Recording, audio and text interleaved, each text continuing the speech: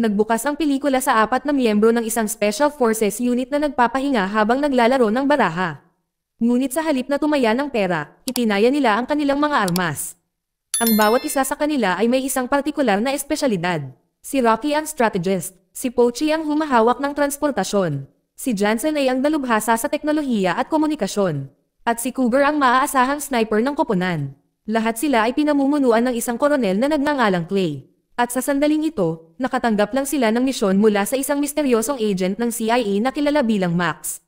Ang kanilang layunin ay magtungo sa Bolivia at markahan ang isang tambalan na pagmamay-ari ni Fidel, isang pinuno ng cartel na sangkot sa trafficking ng droga at mga ilegal na deal sa armas. Pagdating nila, mabilis nilang hinanap ang target at markahan ang gusali para sa isang airstrike na nakatakdang tumama sa loob ng 8 minuto. Pero nagbago ang sitwasyon nang mapansin nilang may hawak na mga bata sa compound na gagawing alipin. Nang makita ito, nakipag-ugnayan si Colonel Clay kay Max upang ihinto ang atake. Tumanggi si Max, iginiit niya na dapat ipagpatuloy ang pambobomba anuman ang mangyari. Nang walang ibang pagpipilian, sinalakay ni Clay at ng kanyang koponan ang compound upang iligtas ang mga bata. Bago dumating ang mga jet, isang mabangis na labanan ang sumiklab. Inutusan ni Clay sina Jansen at Pochi na magnakaw ng sasakyan para sa kanilang pagtakas. Habang papasok siya sa loob upang isa-isang palayain ang mga bata, sinabi ng isa sa mga bata kay Clay na ang kanyang nakababatang kapatid ay dinala sa itaas para sa parusa. Walang pag-aalinlangan, tumakbo si Clay sa ikalawang palapag. Doon niya nahanap ang bata, ngunit humarap din siya kay Fadel mismo. Isang maikling paghaharap ang kasunod. Nakapagtataka, hinayaan ni Fadel ang bata, ngunit bago umalis si Clay, binalaan siya ni Fadel na siya at ang kanyang koponan ay itinatakda ng CIA at nilayon ni Max na alisin sila. Walang oras si Clay para ay proseso ang babala. Binaril niya si Fadel at nakatakas kasama ang bata. Wala pang 20 segundo bago tumama ang airstrike, ang koponan ay tumatakbo patungo sa ninakaw na sasakyan at mabilis na tumakbo palayo sa abot ng kanilang makakaya. Ang missile ay tumama sa compound sa likod nila na nagpapadala ng napakalaking pagsabog sa hangin. Pinamamahalaan nilang mabuhay at magpatuloy patungo sa punto ng pagkuha. Pero pagdating nila, isang helicopter lang ang naghihintay. Ipinaliwanag ng piloto na walang sapat na espasyo para sa lahat. Si Clay ang pumili na ipadala muna ang mga bata. Siya at ang kanyang koponan ay may sapat na karanasan upang mabuhay ng mag-isa.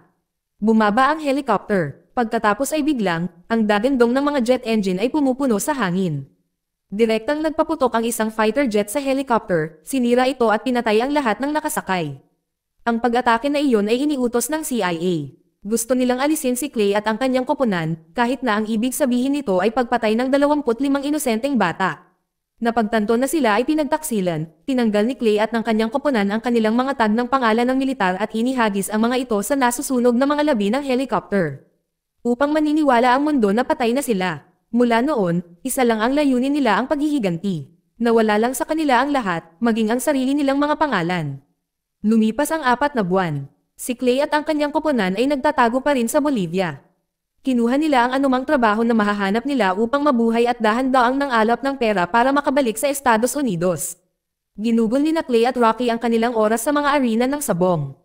Nagtrabaho sina Jansen at Cougar sa isang pabrika ng laruan at si Pochi ay nakahanap ng trabaho bilang mekaniko sa isang lokal na pagawaan. Matapos matalo sa isang taya sa arena, kinausap ni Clay si Rocky tungkol sa pagnanais na masubaybayan si Max. Ang lalaking nagtaksil sa kanila. Nakipag-ugnayan lang si Max sa pamamagitan ng telepono. Hindi pa nakita ni Clay ang kanyang mukha, ngunit naniniwala si Rocky na ito ay walang kabuluhan. Hindi na sila mga sundalo, 5 lalaki lamang laban sa CIA. Pumunta si Clay sa isang bar para uminom. Doon niya nakilala ang isang babae na nagngangalang Julia, na tila naakit kaagad sa kanya. May kung anong kain na hinala sa kanya, ngunit dahil sa inip at pangungulila, naaliw ni Clay ang kanyang atensyon.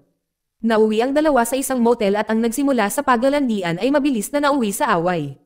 Matapos imbestigahan ang resulta ng pag-crash ng helicopter ilang buwan na ang nakalilipas, nalaman ni Julia na buhay pa si Clay at ang kanyang koponan sa pamamagitan ng pagbilang ng bilang ng mga ngipin na natagpuan sa pagkawasak. Siya ay naghahanap para sa kanila.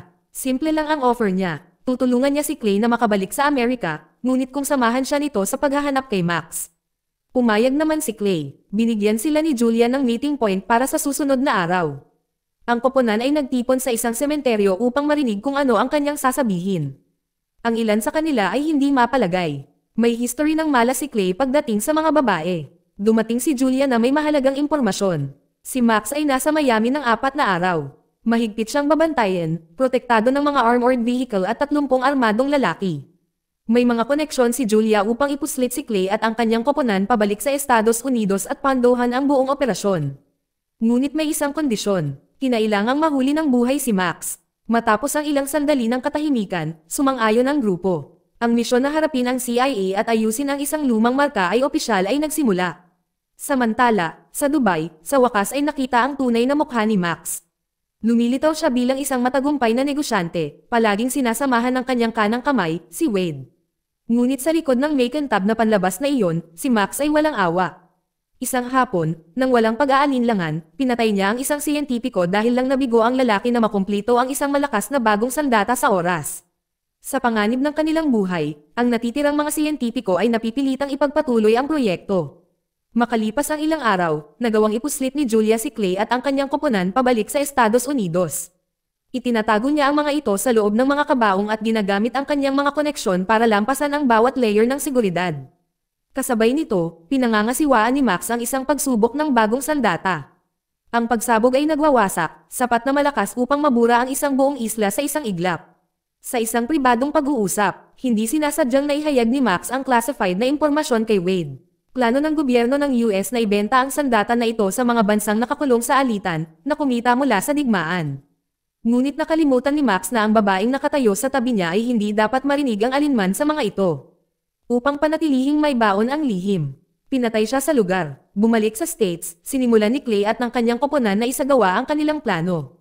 Sina Rocky at Jansen ay nagpapanggap ng mga sugatang sundalo malapit sa border zone na humihiling ng emergency rescue. Hindi nagtagal, dumating ang isang military helicopter. Habang nagagambala ang mga sundalo, pumasok si Cougar at ibinagsak sila gamit ang mga tranquilizer round. Ang koponan ay mayroon na ngayong helicopter. Upang maiwasang masubaybayan, inalis nila ang GPS ng sasakyang panghimpapawid at ikinakabit ito sa isang missile na nagpapadala dito sa malayong landas. Sa sandaling muling magsama-sama sila sa kanilang hideout, nadidismaya si Rocky. Hinihiling niyang malaman kung bakit determinado si Julia na hulihin si Max. Matapos itulak para sa mga sagot, sa wakas ay isiniwalat ni Julia ang dahilan. Hinahabol ni Max ang isang sandata ng malawakang pagkawasak. Itinanggi ito ni Rocky bilang walang kaparerekan, ngunit ang huling desisyon ay nananatili kay Clay. Kinabukasan, sinamahan ni Wade si Max sa isang armored convoy sa ilalim ng mabigat na proteksyon. Bago gumalaw ang mga sasakyan, nagpaputok si Rocky ng tracking device sa kotse ni Max. Sa di kalayuan, nakaposisyon na si Cougar kasama ang kanyang sniper rifle. Isang tumpak na putok ang huminto sa convoy sa mga truck nito. Hindi pa rin alam ng mga umaatake kung saan nanggaling ang tama. Sa kaguluhan, ina-activate ni Rocky ang paputok na nakatago sa tracker. Pagkatapos ay nagpaputok si Yansin ng isang device na naglalok kay Max sa loob ng sasakyan. Sa mismong cue, sina Patchy at Julia ay sumakay gamit ang isang binagong helicopter at itinaas ang buong armored car mula sa lupa. Ang kalaban ay nagsimulang magpaputok, ngunit ang helicopter ay pinalakas at ipinagkibit balikat ang pag-atake. Nang bumalik sila sa kanilang hideout, nagulat ang koponan ng matuklasan na wala si Max sa loob ng armored vehicle. Sa halip, ang tanging nahanap nila ay isang hard drive. Galit na galit si Clay. Nagsimula siyang maghinala na si Julia ay nagtatrabaho laban sa kanila. Lalo pang lumala ang sitwasyon nang iulat ni Jansen na hindi mahak ang hard drive. Si Clay at ang iba ay umabot sa isang breaking point at handa nang patayin si Julia dahil sa pagtataksil sa kanila. Ngunit bago nila ito pinagdaanan, iginiit ni Julia na hindi rin niya alam kung ano ang nasa loob ng drive. Isa lang ang pinaniwalaan niya. Ano man ang nasa loob nito ay lubhang mahalaga sa CIA at kailangan nilang gamitin ito sa kanilang kalamangan. Tumigil si Clay. Napagtanto niyang may posibilidad na nagsasabi siya ng totoo, ngunit tumanggi si Rocky na patawarin siya. Ang hindi pagkakasundo ay mabilis na nauwi sa isang mainit na komprontasyon sa pagitan nila. Samantala, iniulat ni Wade ang nabigong pagkuha kay Max. Nakapagtataka, hindi nag-alala si Max. Hindi siya nagpanik, kahit na nalaman niyang buhay pa si Clay at ang kanyang team. Sa halip, mahinahon niyang inutusan si Wade na mag-assemble ng elite unit para tugisin sila. Kinaumagahan, si Clay na nagising sa tabi ni Julia, bagay na mas ikinadismaya ni Rocky sa kanya. Bago pa sumiklab ang isa pang laban, pumasok si Pucci at kinumbinsi silang dalawa na magpalamig. Upang ma-unlock ang hard drive, pinasok ni Jansen ang kumpanyang gumawa ng encryption device na itinago bilang isang delivery courier. Pumasok siya sa gusali, pagkatapos ay nagpanggap na isang IT technician upang ma-access ang isang restricted area. Ang plano ay nagtrabaho ng sapat para ma-download niya ang mga file na kailangan nila, ngunit hindi nagtagal ay nasira ang kanyang cover. Nang walang sandata upang ipagtanggol ang sarili, sinubukan niyang tumakas sa elevator habang nagsasara ang mga gwardya. Sa huling segundo, nagbigay si Cougar ng suporta ng sniper mula sa isang kalapit na gusali, na nagbigay ng pagkakataon kay Jansen na makalabas ng ligtas. Sa sandaling ang drive ay nabuksan, ang katotohanan ay lumabas. Naglalaman ito ng mga talaan ng napakalaking halaga ng pera ng CIA kasama ang lokasyon ng isang nakatagong base na konektado kay Max. Iminungkahi ni Rocky na gamitin ang hard drive bilang leverage upang linisin ang kanilang mga pangalan, ngunit tumanggi si Clay. Masyadong manipulative si Max at masyadong mapanganib para magtiwala. Natutunan na nila ang halaga ng pagtitiwala sa kanya minsan. Samantala, nakipagpulong si Wade sa isang scientist para makipag-ayos sa pagkumpleto ng sandata ng malawakang pagkawasak. Ang siyentipiko, na protektado ng mga upahang mersenaryo, ay humingi ng napakataas na presyo. Iniulat ito ni Wade kay Max, na agad na nagsimulang magplano ng sarili niyang bitag. Bumalik kasama si Clay at ang kanyang koponan, sinimulan nilang subaybayan ang nakatagong base ni Max mula sa malayo. Nagulat sila nang makitang ang lugar ay protektado ng husto ng mga elite na sundalo. Ito ay nagiging malinaw na ang misyong ito ay hindi magiging madali. Binibigyan ni Clay ng pagpipilian ang bawat miyembro na lumayo kung gusto nila. Lumingon si Rocky kay Patchy at sinabihang umalis, ipinaalala sa kanya na may pamilya na siya ngayon at malapit ng maging ama. Kung magkamali ang misyon na ito, lalaki ang kanyang anak na wala siya. Ngunit bago makapagpas siya ang sinuman, natuklasan ni Jansen ang isang nakagigimbal na katotohanan tungkol kay Fidel, ang amo ng kartel sa simula. Lumalabas na si Fidel ay nagnakaw ng $4 milyon mula sa CIA. Ang perang iyon ay ibinigay sa kanyang anak na babae, at ang anak na iyon ay si Julia. Sa sandaling lumabas ang impormasyong ito, hinarap nila si Julia. Isang putukan ang sumiklab. Nakatakas si Julia sa bintana ng banyo, ngunit nasugatan si Jansen sa labanan. Isinugod nila siya sa isang batika para gamutin ang kanyang sugat. Nagsisimula ng pagdudahan ni Clay ang lahat. Kinukwestiyon niya kung dapat ba nilang ituloy ang misyon, lalo na ngayong may hinala siyang maaaring si Julia ang nagtatrabaho kay Max. Ngunit sumulong si Rocky at sinabing tatamaan niya ang sikretong base ni Max nang may iba man o wala. Dahil sa inspirasyon ng kanyang determinasyon, nagpa siya ang koponan na magpatuloy. Lumipat sila sa isang shipping port kung saan pinaniniwala ang tumatakbo si Max. Pagdating doon, inilunsad nila ang kanilang pag-atake. Si Johnson ay nahak sa sistema ng seguridad habang sina Clay at Rocky ay nagtatanim ng mga pampasabog sa paligid ng lugar. Tinanong ni Rocky si Clay na tingnan ang isa sa mga lalagyan. Sa loob, nakahanap si Clay ng mga stock ng cash. Habang nagagambala si Clay, sinaktan siya ni Rocky at nawalan ng malay. Ang natitirang bahagi ng koponan ay nakunan din. Ito ay pagtataksil. Binalak ni Rocky na i-turn in sila para maibalik ng CIA ang kanyang reputasyon. At ngayon ang katotohanan ay nagiging malinaw. Ang hard drive na ninakaw nila ay isang bitag. Ang lugar na ito ay hindi isang lihim na base, ngunit isang bodega na may hawak na pera ng CIA na nilalayong bilhin ang sandata ng malawakang pagkawasak. Si Clay at ang kanyang koponan ay ginagamit bilang mga panakip. Pinlano na ni Max ang lahat sa simula pa lang para nakawin niya ang pera at maipit sa kanila ang krimen. Kasabay nito, pinalibutan ng mga tauhan ni Max ang mga siyentipiko upang pilitin silang ibigay ang sandata. Upang burahin ang lahat ng saksi, iniutos ni Max na patayin ang koponan ni Clay. Ngunit sa sandaling iyon, isang rocket ang tumama sa lugar. Dumating na si Julia. Kahit na nagdadala pa rin siya ng galit sa pagkamatay ng kanyang ama, naiintindihan na niya ngayon na lahat ito ay bahagi ng manipulasyon ng CIA. Sa halip na mag-away, sumama siya sa team ni Clay. Magkasama silang naglunsad ng buong pag-atake sa mga puwersa ni Max. Habang ang iba ay nakikipaglaban, hinabol ni Clay si Rocky, na sinusubukang tumakas habang naglolod ng pera sa isang eroplano. Tumanggi si Clay na malayang makalayo ang lalaking nagtaksil sa kanila. Ang dalawa ay nasangkot sa isang malupit na labanan, ngunit si Clay ay nahuli, at si Rocky ay sinipa siya ng husto upang mawalan ng malay. Napansin ni Wade na lumipad na ang kanyang private jet. Sa desperadong pagtatangka na mahuli ito, tumalon siya sa isang Ducati na motorsiklo at sumakay sa runway, ngunit naghihintay si Cougar. Mula sa malayo, habang nakapirmi ang kanyang sniper rifle, kinuha niya ang pagbaril.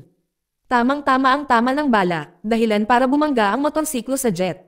Isang napakalaking pagsabog ang sumunod. Sa isang shot, ibinaba ni Cougar sina Wade, Rocky, at ang ninakaw na pera ng sabay-sabay. Ngunit hindi pa tapos ang misyon.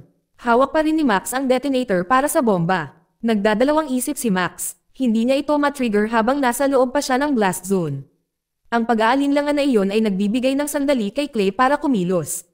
Sumulong si Clay para kunin ang detonator. Si Max, na mabilis pa ring nag-iisip, ay itinapon ang aparato sa karagatan. Agad namang sumisid si Clay pagkatapos nito. Kasabay nito ang pagtakas ni Max. Bago mawala, sumigaw siya ng babala na babalik siya at maghihiganti. Pero parang hindi natinag si Clay. Para sa kanya, tagumpay na ang paglantad sa tunay na pagkatao ni Max. Lumipas ang ilang oras, si Clay at ang kanyang koponan ay lumipat sa isa pang lihim na misyon.